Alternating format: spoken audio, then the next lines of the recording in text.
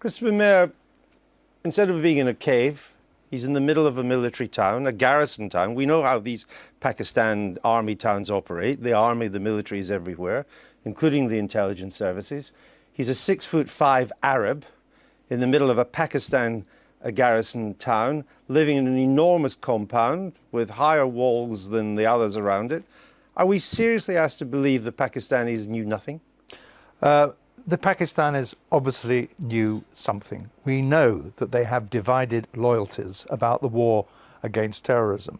It is true that they have suffered grievously from what is known as the Pakistani Taliban, who are a different group of Islamic fanatics who take it out on the Pakistani government.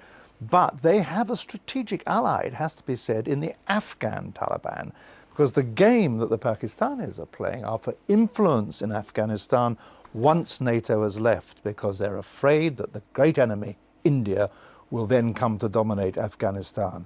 So I think it is quite likely, as the Afghan Taliban have a close alliance, or some of them do, with Al-Qaeda, that this was done with the connivance of some elements in the ISI and in the Pakistani government. It is possible, and we can only speculate at this stage, John Reid, but it is possible, given where he was found, given that we know the Americans did not tell the Pakistanis they were going in, and it's pretty certain that there was no Pakistani forces involved in this, that it is possible that Osama Bin Laden was actually under the protection of elements of the ISI, of the Pakistani intelligence service. Well, I think there's two things we should avoid. One is jumping into conclusions, and the other one is shirking the hard questions.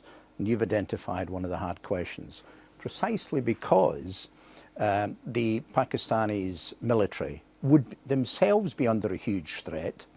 It seems to me inconceivable that the area around the major garrison would not have been under, complete surveillance, even, forget Osama bin Laden, even to protect himself.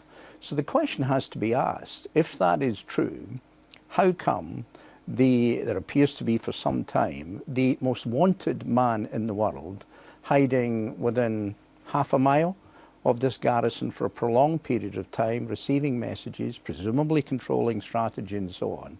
And I think that question has to be asked. And we've had a number of Pakistani leaders, including Mr. Musharraf, recently deposed, saying that he was dead, or denying that he was in the country at all. Both these answers now look like smokescreens. What are the if it turns out, and I must emphasize the word if, but if it turns out that as we learn more and more about what happened, that Osama bin Laden was in some way under the protection of a part of the Pakistani regime, what are the diplomatic implications for that? Well, I think that one consequence is not going to be a complete breaking off of relations with Pakistan, either by the United States or by NATO in general. The problem is, it's not just that Pakistan is a necessary ally, however tainted, in trying to tackle the Taliban in Afghanistan. It will be an essential component in any political settlement in Afghanistan that allows us to withdraw. It is significant, though, that the US government did not even inform the Pakistani government of what it was about to do. Absolutely significant, and an obvious thing to do. This mission was risky enough already. I think the Americans lost one helicopter in any event. So they obviously weren't going to do that. Now, I think the real hot danger point right now is, how will the Pakistani population react to this? How will the Pakistani army react to this? We hear constant stories that they feel that they're humiliated whenever their sovereignty is breached by drones and by incursions over the border from Afghanistan. Will the Pakistani people as a whole react and say, good riddance?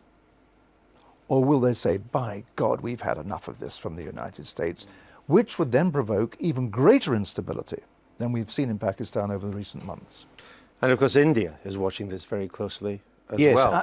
I myself wouldn't read too much into the fact that the Pakistanis weren't involved in the information dissemination before the attack. I doubt if anyone was.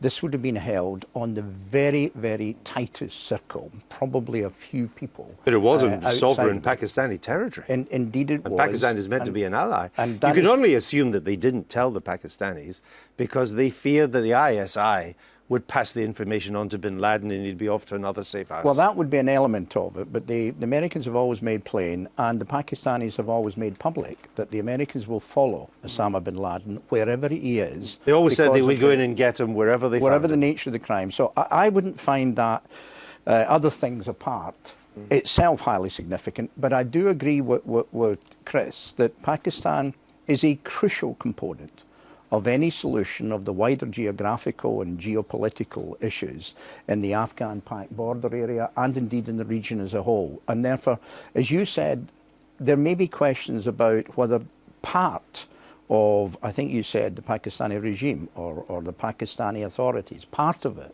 may have been involved, but there's by no means any evidence that this is all of the Pakistani authorities, and therefore we must maintain our diplomatic and geopolitical relationship with Pakistan, however inconvenient this is. Has the world just become a more dangerous place?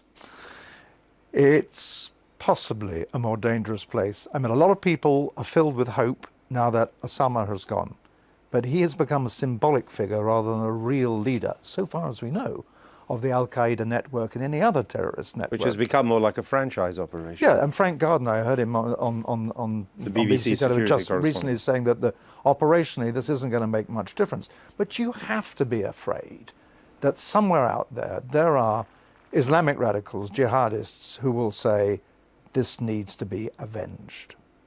And I think that the last conclusion we can draw is that this is in some way the end of terrorism as we have known it for the last 15 years.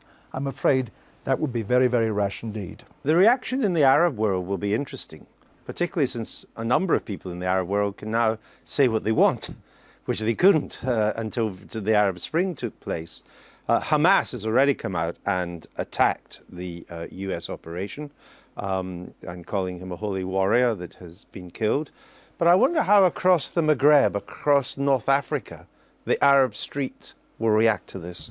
Well, I think when we look back in history that this will be, although it's a dramatic day, less important than the events in the North African, in Syria and so on. The spread of democratic demands from their own people, I think, will be a greater social movement for change.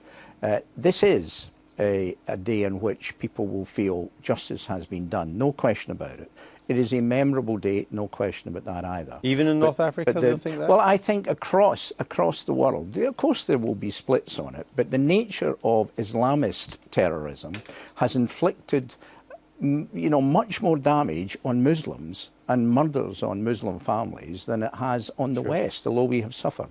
And the nature of Al-Qaeda now is that it has been a strategic leadership. It certainly still has Al-Qaeda core, but beneath that there are the affiliates. There was in Iraq, in the Maghreb, in Yemen and so on. Then there's those who fight under the umbrella of Al-Qaeda. Then there are freelancers, and any one of these could attempt to make their name by a reprisal following the death of Osama Bin Laden. Just very briefly, one more thing. It was clear to me the president wrote that statement himself. Indeed, that was why it was delayed. It was very much, I did this, I authorized that, I said we should do this. Are we now looking pretty certainly now at a two-term president? No, we're not. He'll get a big spike in the polls from this, and I don't blame him for trying to take credit. He should take credit. But always remember George Bush Sr. He defeated Saddam Hussein in the first Gulf War. He looked to be a shoo-in for the next presidency. He was defeated by Bill Clinton. So the spike that he may get from this will not necessarily carry him to victory in 2012. We just have to wait and see.